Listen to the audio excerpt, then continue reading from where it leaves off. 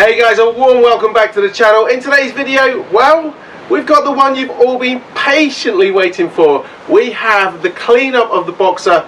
Finally, the Ferrari is going to get some TLC that it very much deserves. But a cleanup video would not be complete without the main man himself, the master of makeover, Larry, aka AMMO NYC. Hey guys, I hope you're doing well. Today we're going to be working some magic on Scott's Ferrari. I am super excited. Now, I wish I could actually go to the UK, but for very obvious reasons with the global pandemic, I can't exactly get there. So what I did was I sent him a bunch of products, and then I'm going to be on camera with him, FaceTime, and just sort of going through the process and working it with him to kind of clean this thing up. Now, by the time that the whole thing is over, clearly it's not going to be in Concours shape, but it's probably going to be enough once he works on the engine to get him back on the road and enjoy the car once again. So without further ado, let's go through the steps and clean up this Ferrari. So grab yourselves a beverage of choice, kick back and watch us transform this poor neglected Ferrari.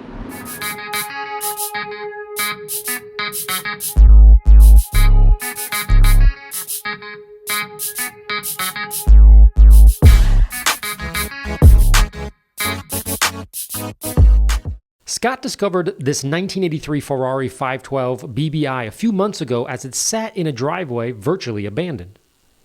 It hasn't been moved, started, or cleaned for over 12 years and was last on the road in 2008.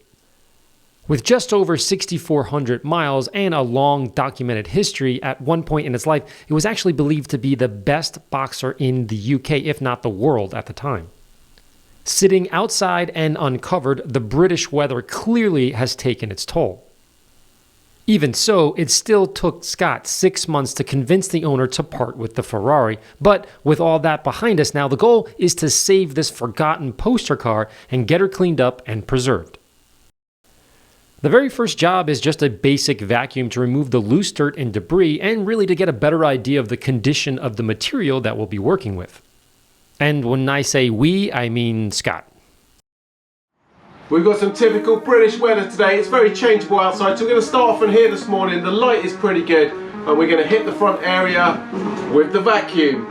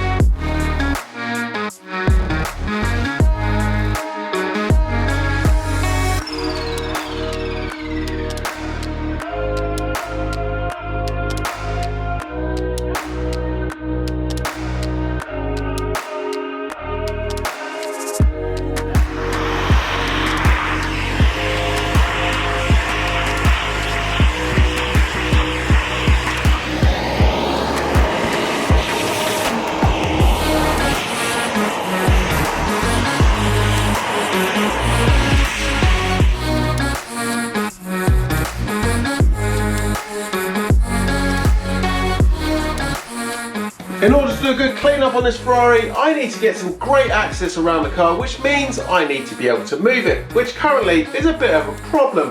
I have the 308 outside blocking its path, and if you remember correctly, I borrowed the battery out of the 308 to do some electrical testing on this when we originally got it. Now, I need to put the battery back in there so I can start that one, and we're going to treat the Boxer to a brand new battery of its own. We're going to try and keep that on budget again, and that is where today's video sponsor Honey comes in perfectly. Let me quickly demonstrate how easy Honey works. I simply shop online for a battery, put in all the details required, and the battery I want with a 5-year guarantee comes in at £214.99. When I go to checkout, Honey drops down, and all I have to do is click on Apply Coupons. Wait for a few seconds as Honey searches for the best coupon it can find for that site. If Honey finds a working coupon, just watch as the prices drop.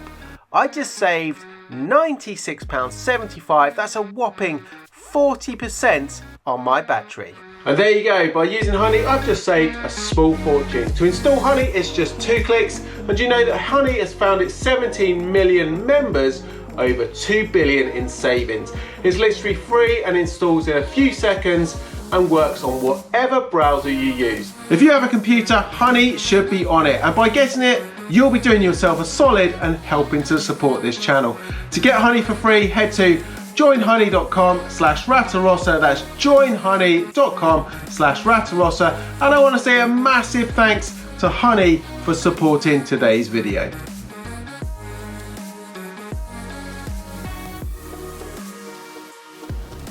The interior, despite being covered in layers of dog hair, has survived remarkably well. It's not damp, it's not moldy, and surprisingly there's no rodent or insect nests anywhere. This may be a testament to the door trim holding up reasonably well over the past 12 years, which is a pleasant surprise. Now, while Scott works the interior a bit, let's discuss a few steps, as I've never detailed an entire car over the phone like this, so it's going to be an exciting challenge to say the very least. So, the very first thing we're going to do is break down the cleaning into 4 general areas for simplicity: the interior, the front clam trunk area, the engine, and of course, the entire exterior. The goal, of course, is to preserve the vehicle without causing any additional damage due to its age and patina. First, let's focus on the interior. With the seats out of the car, vacuum up as much as you possibly can. Work the area slowly and use a brush to agitate the fibers on the floor and the mats as needed.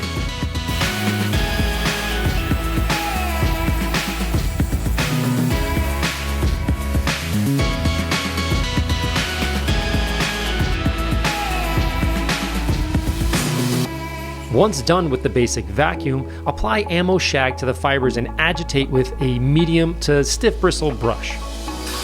Afterwards, pick up the lifted dirt and grime with either a wet vac, a shampoo machine, or even an absorbent terry towel cloth, depending on the tools you have at your disposal.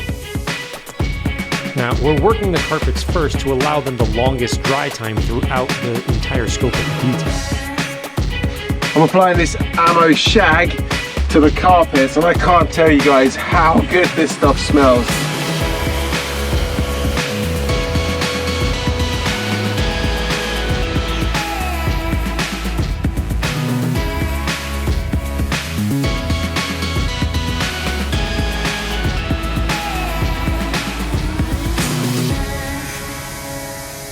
Next, scrub the plastics and leather with ammo lather and an interior brush or scrub pad for those really tough areas. Now keep in mind, when you start off on a car with this age and its rarity, working with the least aggressive method first is a really good idea. So in this case, spray lather with your microfiber towel and then just simply wipe and see how it looks. If this accomplished your goal and the material is now clean and no dried out leather dye was removed, you can just continue on this path and don't go any more aggressive. However, if it didn't and you need more aggressive nature, then you can use the brush and then lastly the aggressive pad to remove anything that's really stuck on. Since I'm obviously not standing with you, you're going to have to use your judgment in this case, and remember the proverbial less is more is no more important than on vehicles in this condition. Cleaning is super easy. Knowing when not to clean takes experience and a bit of self-control, so make sure you take your time. Once a lather is built up from the interior brush, scoop up the suds before it dries. If you have compressed air, it can be super helpful to blow out the seams and crevices here as well. I'm starting to hit all the leather in the car now with mousse. Just treat it, and this is just drinking the stuff up, absolutely lapping it up. It's so dry.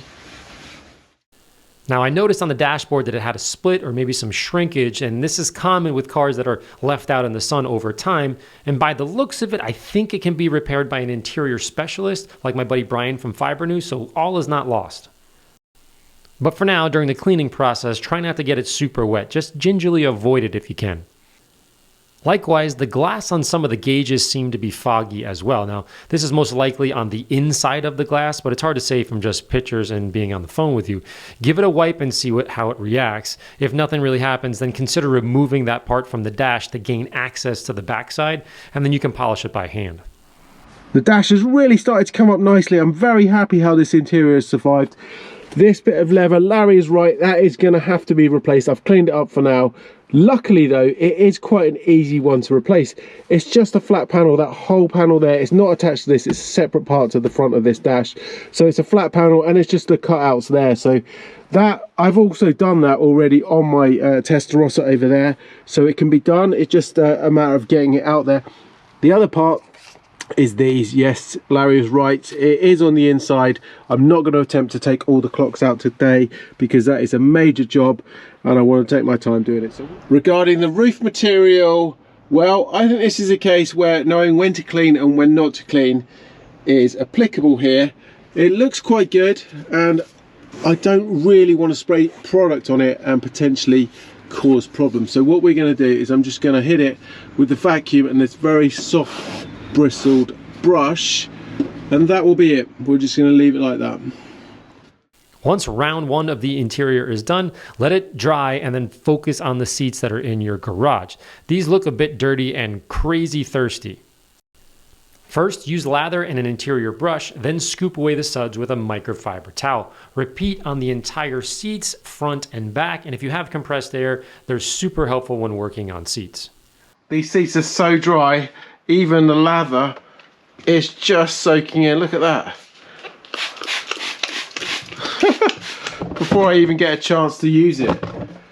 So I applied the mousse, as Larry said, we gave it a good old clean up, but then I still had a lot of sun bleached kind of damage on their fade. So I applied some leather colorant. We got a color match for the seats just with a sponge, and it literally has made them like new. One final job, they've been drying overnight, so we're just gonna apply some mousse. This is probably going to be the first of many applications on this because they are still so dry. That's the other one. And the spare wheel, that has come up an absolute treat. Just on the tyres with some mud. That's ready to go back in the car. We're doing a giveaway on some of these amazing ammo products. If you want to win them, keep watching and I'll tell you how you can do that a little later on. For the wheels and tyres, I'm not going to waste too much time. They're going to get a quick wash just to make them look a bit more pretty. The reason being is the wheels are going off to be refurbished and the tyres, as you can see, are completely shot. There's so many cracks on them. They are basically garbage.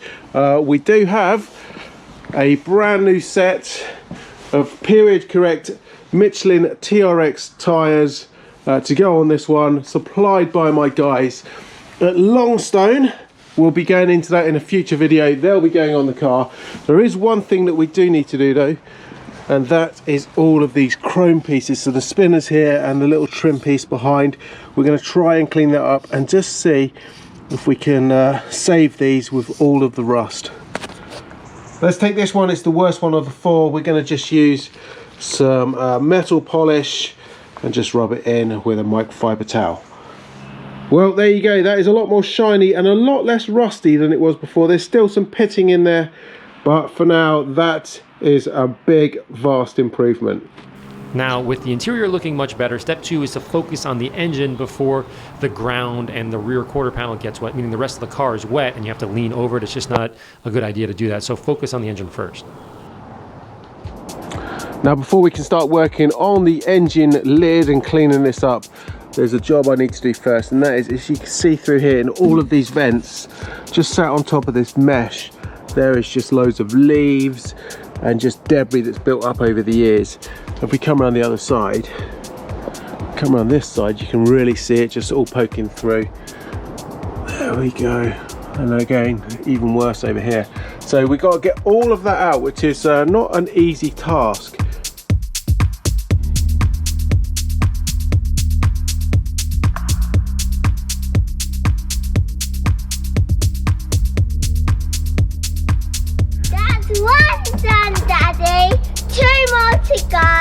That's probably going to take you forever. Sure is.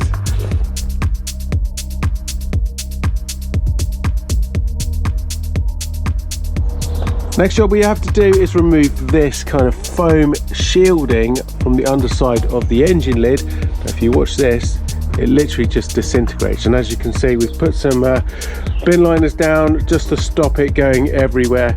But I'm going to try and get that out as much as possible straight into a bin liner.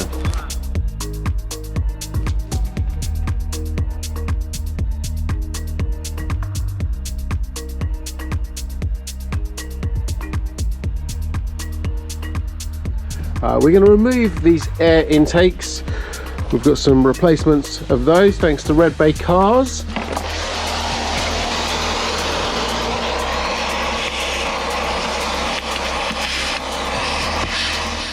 With the clamshell open, blow out and or scoop as much of the heavy junk as possible in the door jambs or in the areas around the engine, because if you get them wet later on, they just turn to muck, and it's kind of a pain in the butt later on. So just scoop out or suck out with a vacuum as much as you possibly can. Once again, if you have compressed air, this is a really good time to use it.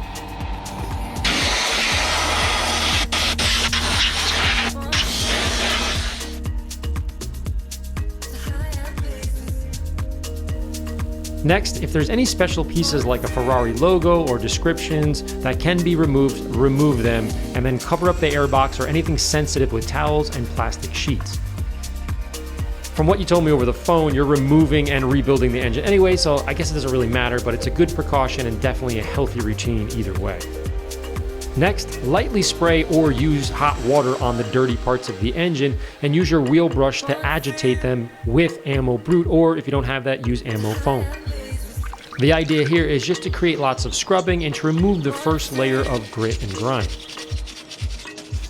Maybe have a little bucket or a cup or something filled with hot water and some soap in there, and then dip your tools in, clean them off, and then go back and clean the engine, then go back and dip and dunk them in the cup, that sort of thing. Afterwards, rinse using your steam machine if possible to minimize water usage if that's a concern. Otherwise, just lightly power wash it. I've not spent too much time on this. Basically, it's had a good old vacuum. We've blown all the debris away. It's safe to work on now. The next job on this car is the engine is going to be coming out, so it will give me much more access around here to clean up all of the individual components. I've just put these in place just to give you an idea how it can start to look eventually, but like I say, it's safe to work on now. This is a complete massive task in itself, so we're going to focus on that a little later on. As I was filming the interior cleanup of the car, this happened. So we whacked the cover on.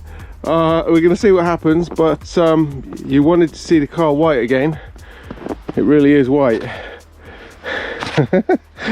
Anyway, let's hope it melts very quickly. Step 4 is where we really start to see a huge difference. First, remove any thick layers of moss by hand, which I have to say I've never said or thought of in my life to do, so this is a first one for me. Once most of the heavy stuff is gone, then soak the paint with AMMO foam and boost for an extra kick. Put them both in your foam cannon and soak the paint thoroughly, allowing it to penetrate the seams and the jambs. Okay, let's do it. First wash in 12 years. I have to admit, I'm a little bit nervous, but we got all the stuff ready. Let's do it.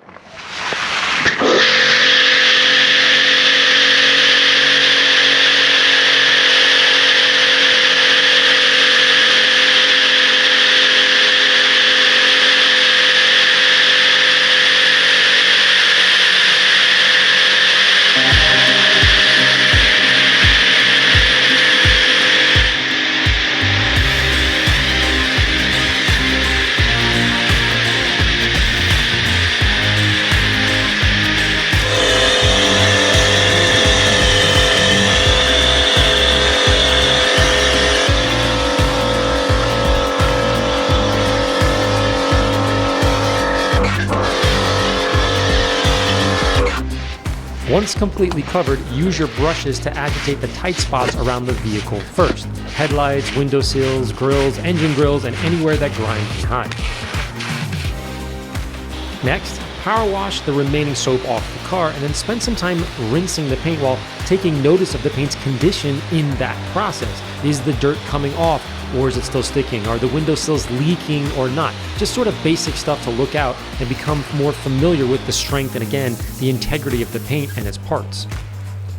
Afterwards, refoam the paint and then wash with a microfiber towel or whatever you have that's handy. In this case, scratching the paint is really not a concern because the paint is so far gone. Just be gentle and do your best to remove the junk from the surface.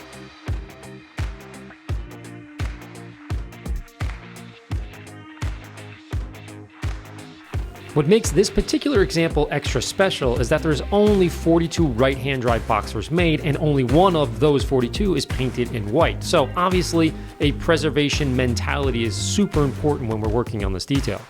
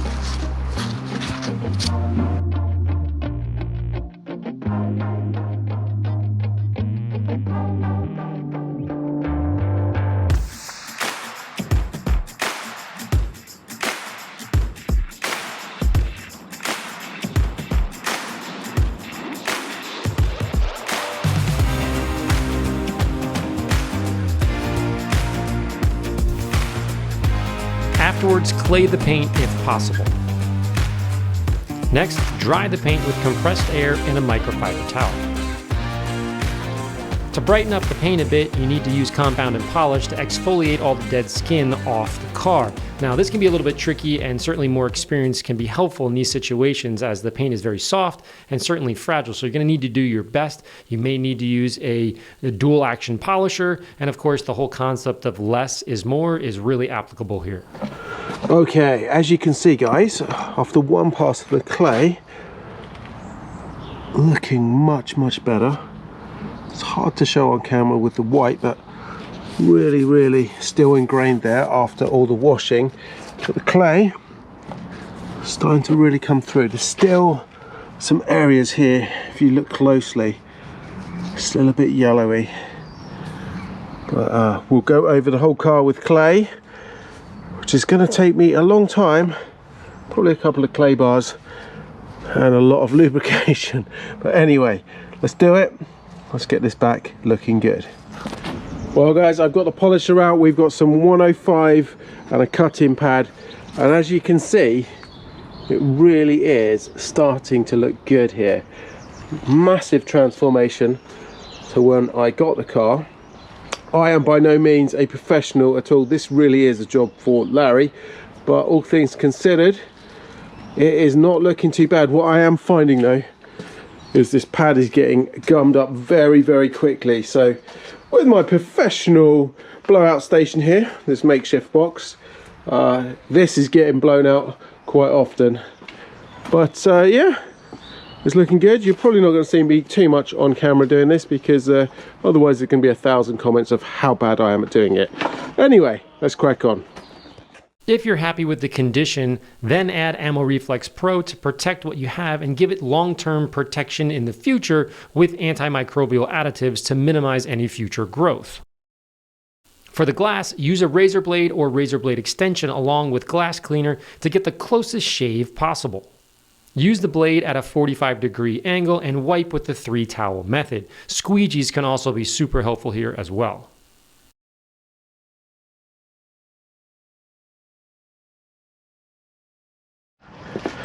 Finally, add mud to your tires, to your trim, and any rubber you want protected and moisturized. Let me give you guys a quick tour of the front, show you how this has come out. Well, the products, as you can see, have worked wonders compared to how this car was. Look at that. Don't get me wrong, there's a lot of work to be done. Things like this all needs to be cleaned out. When the rad comes out, we'll be doing the fans, but as a stage 1 cleanup, look at that. Well, that is all the glass cleaned on the car, and I really do hate glass cleaning, but there is one final job. The car's getting treated to some new wiper blades. They can go in the trash. That's one, and then with this tiny little one here, Well guys, what can I say? Look at that. I am blown away at how well this Ferrari has transformed from the car that I discovered just a few months ago. It's absolutely incredible what can be achieved. Check out the interior. Look at that. Came up so well. Now, don't get me wrong, it's not a full concourse restoration. There are a lot of imperfections on this car. As Larry pointed out, we weren't expecting miracles with this one, but we have discovered what needs to be done. There is a long journey on this one, and you can follow that along with the other cars on this channel by smashing that subscribe button, clicking that bell, and you'll get a notification when I post new videos on this or the other cars. Check this out. I cannot wait to get that engine started and drive this car for the first time in 12 years. And there's one final thing that we need to do, and that is give this car something that it really does deserve, that it's been lacking and missing for a long time, and that is the Ferrari logo. Well guys, there's the result. There is actually a Boxster underneath all of that dirt, and the thing looks unbelievable. Sort of harkens back to the 1980s poster that you had on your wall. This thing is unbelievable, but there is a lot more work to be done, I'm sure. He's got to play with the engine, suspension, wheels, and so on, but soon enough, I believe the car is going to be on the road. Now, from my perspective, I just wanted to reach out and say thank you to Scott and his viewers for involving Ammo. Hopefully, once this whole chaos is over, I can come out, visit you guys in the UK, and take this thing for a drive. In the meantime, thanks for watching, and be well. Now I've got to say a massive thanks to Ammo for all of the help, all of the advice, and of course the amazing products that have transformed the Ferrari. I'm going to put a link in the description below the video where you can buy all of the products that I used today, plus many more. But don't forget, as I mentioned earlier, we are giving away some products totally free to some lucky viewers. All you have to do to be in a chance to win those is simply be subscribed to my channel, Ratarossa, Ammo NYC, and leave a comment below which vehicle or mode of transport you would love to see Ammo detail. For example, it could be something white and crazy like a Concorde aircraft. How long would that take him to detail? Anyway guys, thank you very much for watching. I hope you enjoyed it. Don't forget, you can check out what I get up to on a daily basis over on my Instagram channel. Until the next one, ciao for now.